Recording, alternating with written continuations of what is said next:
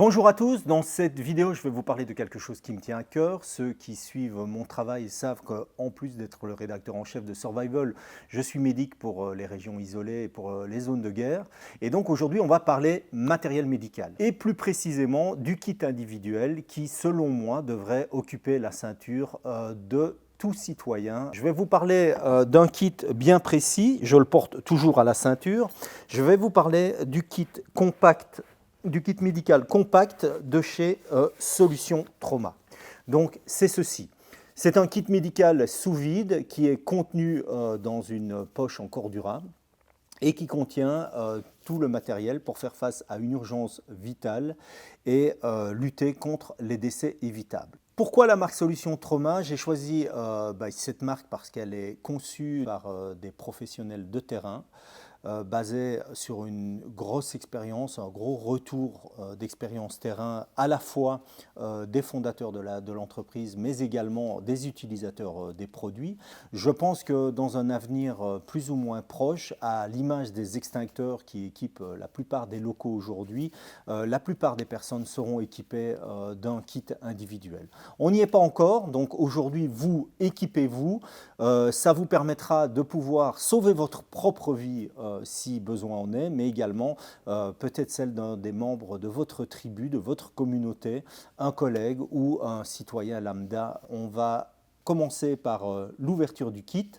Donc à l'intérieur de cette pochette en cordura, qui est une pochette qui a été spécialement conçue pour le kit en lui-même, elle s'ouvre de manière à pouvoir libérer complètement le kit et à le prendre en main. Donc en situation de stress où notre motricité fine est réduite, ça peut être évidemment un point intéressant puisque dans un kit fermé, pouvoir le prendre, cette capacité de préhension peut être limitée du fait du stress. Donc ici, si on a cette capacité limitée, on peut l'ouvrir et même sous stress, en tremblant, rapidement avoir accès à ce kit, comme je l'ai dit, ultra compact et sous vide. Le conseil que je vous donne d'expérience, c'est que si vous emportez un kit qui est trop lourd, trop encombrant, vous allez le porter 2 jours, 5 jours, une semaine, et ensuite, quand vous aurez oublié le prix qu'il vous a coûté, vous le laisserez dans un tiroir parce qu'il vous embête. Moi, je voulais un kit que je puisse porter en permanence, que ce soit dans un siège de voiture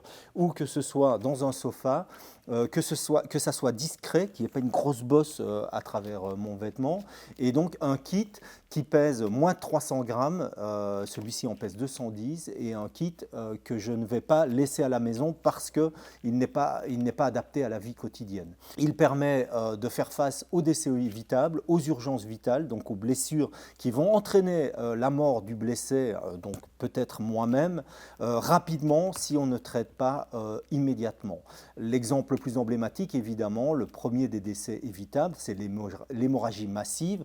Donc en cas de blessure, ça représente environ 60% des décès évitables. Je prends l'exemple de cette vidéo qui a beaucoup tourné à un moment et que vous avez peut-être vu, et si pas, je vous invite à la regarder. C'est le célèbre champion français de VTT, Cédric Garcia, qui a un accident de VTT lors d'une balade. Il fait un ride avec ses potes, on n'est même pas sur une compète, rien du tout, et à un moment, il fait une chute et sa poignée de frein vient rentrer dans sa cuisse ici et sectionne sa fémorale.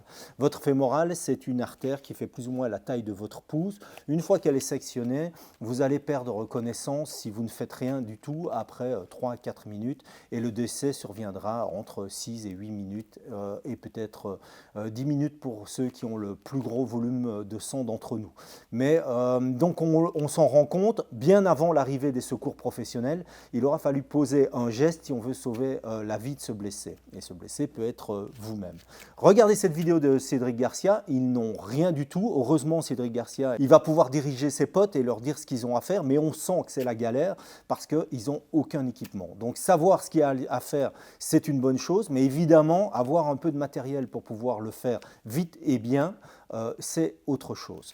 On va l'ouvrir, on va regarder ce qu'il y a dedans. Alors le constructeur, au moment de la mise sous vide du kit, a laissé une très grande partie ici et ce n'est pas anodin. Cette partie, elle est faite pour être saisie à pleine main et pour en faciliter l'ouverture, même en étant sous stress, même avec de la motricité fine réduite, ce qui se passera automatiquement quand on sera dans ce qu'on nomme l'effet tunnel, avec 2 encoches de chaque côté d'ouverture.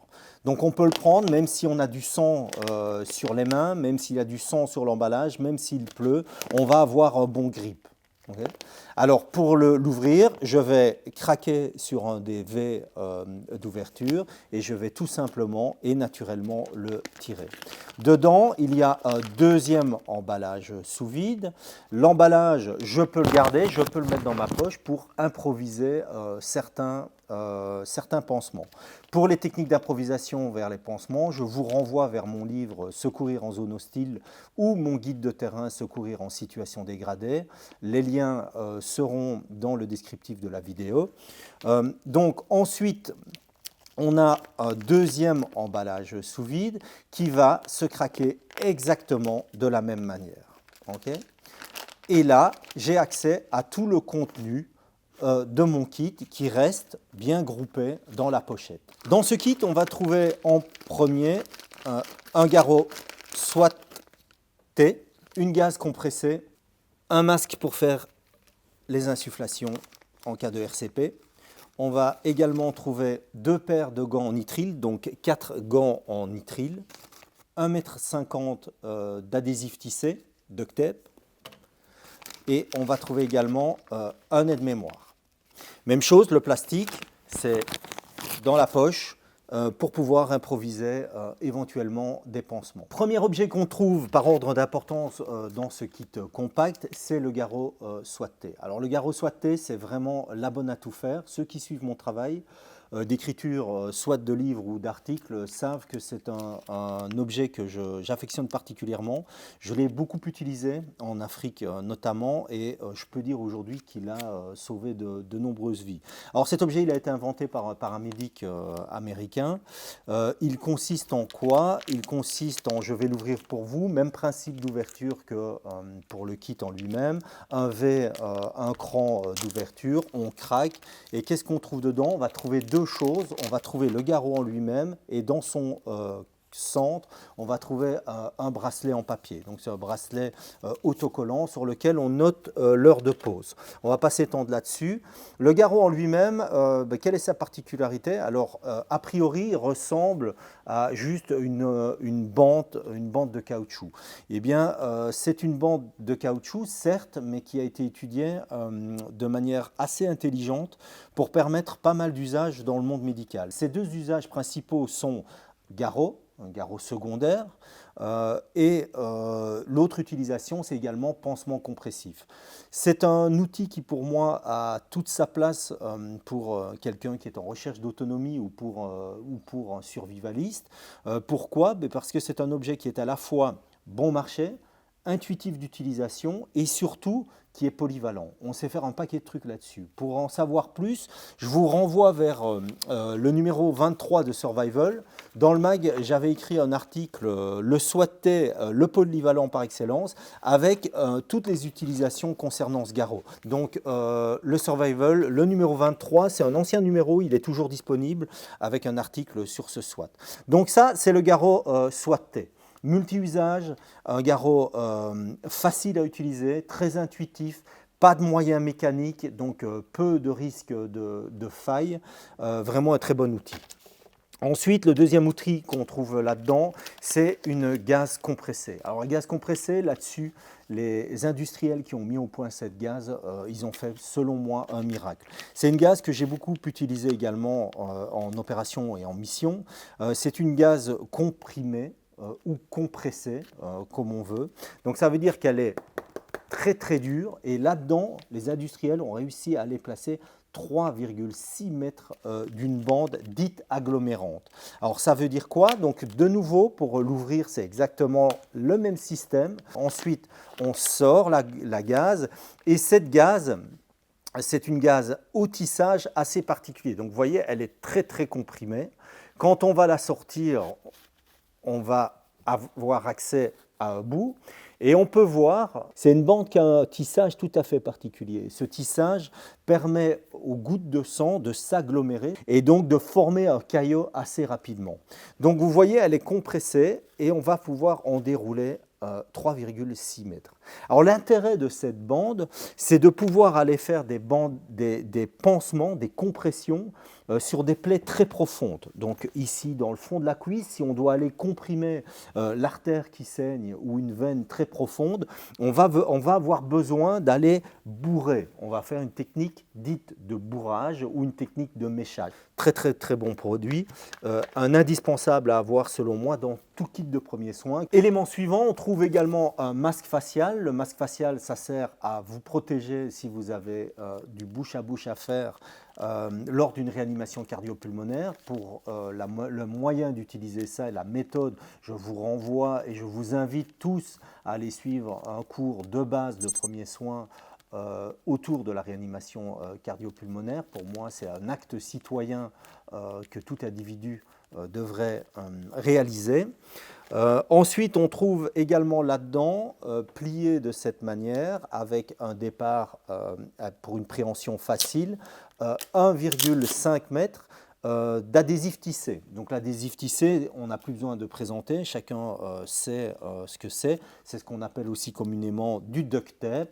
Et vous connaissez le proverbe, si on ne sait pas le réparer avec du duct tape, c'est que c'est cassé. Et bien ici, c'est la même chose, on va pouvoir utiliser ce duct tape pour improviser un paquet de choses. Improviser une attelle, pour improviser un pansement grâce, par exemple au plastique de l'emballage, on peut improviser un pansement si on n'a plus de ressources. Un pansement thoracique. Alors, c'est certainement pas l'idéal, ça ne vaut pas un pansement manufacturé, mais ça va nous dépanner si on n'a plus de matériel disponible ou si on a déjà utilisé tout son matériel. Enfin, on va trouver un aide-mémoire séquencé selon le protocole March, pour ceux qui le connaissent, qui est un protocole de soins tactiques très basique à destination de personnes qui ont peu ou pas de connaissances médicales. Voilà, ça c'est le contenu de ce kit, donc pas grand-chose. A priori, mais en réalité, il ne sert à rien d'emporter une quantité de choses complètement démesurée. Pour ça, on peut se fier aux statistiques et ce qui arrive réellement sur le terrain ou dans la vie de tous les jours est pris en charge par ce qu'on trouve dans ce kit. Donc ça ne sert à rien d'emporter une quantité démesurée de matériel. Emportons du matériel qu'il y a des chances qu'on utilise et surtout qu'on soit en mesure et en capacité d'utiliser. Merci d'avoir regardé cette vidéo et pour ne rater aucun retour d'expérience validé par le terrain sur la question de l'autonomie ou de la survie, abonnez-vous à notre chaîne Autonome. Je vous dis à bientôt pour une prochaine vidéo sur la chaîne Autonome.